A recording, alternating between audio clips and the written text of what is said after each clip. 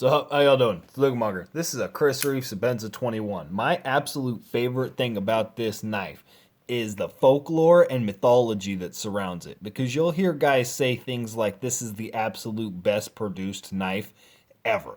This is like a laser beam. It's the best cutting knife ever possible. It's the if you drop it on the ground tip down, it'll like stab a guy in China in the foot, right? But on the same note, you hear people also say that this is probably the best constructed production knife ever. That it has an amazing grind and is excellent for slicing. You hear all of these things and you hear that it has almost a near perfect fit and finish. So many people use the term perfect to describe this knife. It has perfect ergonomics. It's the most comfortable knife you'll ever feel, which is just a myth. It's not the most comfortable knife. And so there's so much conflicting, well, not conflicting, but so much information out there on this knife that some of it is accurate and some of it's true, but some of it at the same time is just in this realm of fantasy. And I think that's hilarious because this is not the smoothest knife ever, right? There's going to be some variance in it. Maybe a Chris Reeves is the smoothest knife ever, but at the same time, maybe this Benchmade Nakamura right here is the smoothest knife. Look at that, right? Ever out of the box. This thing came out of the box like that. Rock solid, lock up, just drops out of there. You know what I mean? So you can't say that it's overall the smoothest. It's definitely not the most ergonomic knife. This thing is shaped like a brick. I don't know what people are trying to convince themselves of. It is a nicely shaped brick. I mean, don't get me wrong, it is ergonomic. It does feel good in your hand and it is nice for extended use. But at the same time, you can't say that it's the most ergonomic and the most comfortable knife. As well as I've heard a lot of people mention the pocket clip. It's the best designed pocket clip in the world. And while I will give it, yes, this is a good pocket clip. It is definitely well designed and it does function very well. I like the way that it rides in my pocket. It holds very nice and very snug up to the side. It's got a flat back, which enables me to get my hand and maneuver around in my pocket very easily because it's just tucked up against the side. So it does work really well, but the best overall pocket clip, the best feeling pocket clip in hand, I just think that there's a lot of hype. There's a lot of mythology surrounding this knife. And it's funny to me. I bought this thing because there was a comment that I got that it was honestly, I think somebody kind of trying to troll me, but they had a legitimate point that, I call myself a knife reviewer. I am a knife reviewer. I do this, online. I've been doing it for a really long time now, and I don't own a Sebenza. I've never actually owned a Chris Reeves Sebenza. The standpoint knife, the benchmark that every tactical knife is compared to, I don't own. That's kind of bullshit. I agree with that. I mean, I'm not never argue that fact. And 2 days later, I actually went out and bought this. And I will tell you, this isn't my favorite knife, but I do definitely like it. And I like it for reasons that I did not expect to like it. This appeals to me in a way that I think a really high-end watch would appeal to me. This appeals to me in the way that Tinker Toys do. You know those little toys that you get at the store that like you wind up and it goes crazy and shakes on the ground? It looks like a little bug. Or I've got one that you stick a pop can in it that I had to build, and you stick a pop can in it and it shakes, whatever. This appeals to me in the same aspect of that. It's an engineering standpoint.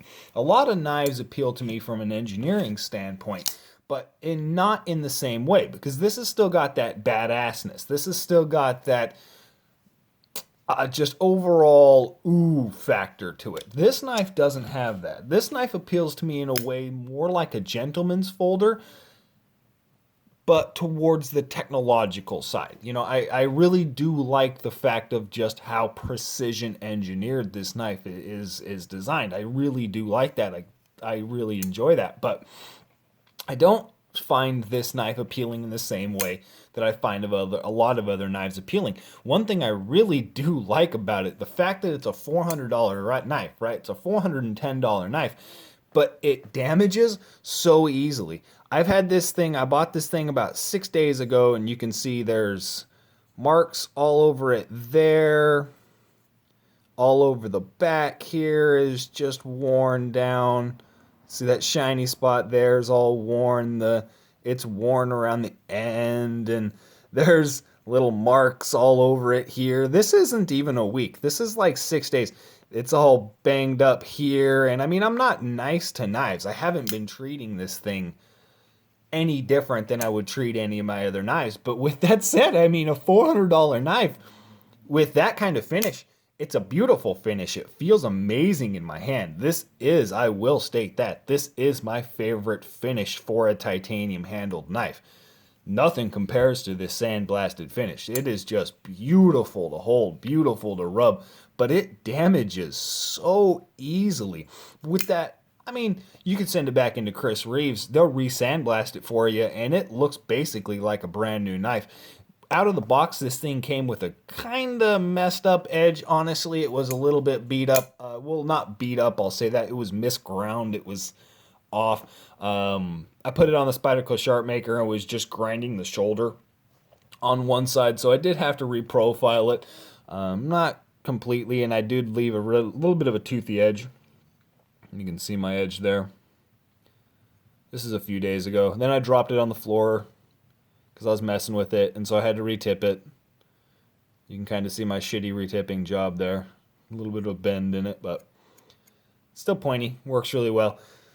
So it didn't come perfectly finished out of the box as far as the edge goes. That was the only problem with it. Other than that, it was absolutely perfect out of the box, but it did take a break-in period like a high-end 1911. It was not smooth out of the box. Now it's running smooth. You can see that.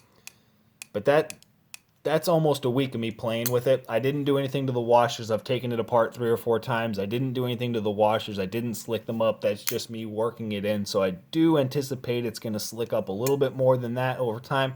But I love the fact that it takes a break-in period. This is a knife for a special kind of person as well. Look at the thumb stud here, right? You can see the top of the thumb stud is completely worn off. It's still blue on this side. Still blue there, right? But if I go to the underside, where my thumb actually lies, because that's where my thumb opens it, it's just worn off. Silver, blue. It's fun. It's fun because it's $400 and I get to watch it get more progressively beat up over time. That is something that only specific people are going to enjoy, but the people that are going to enjoy that are really going to enjoy that.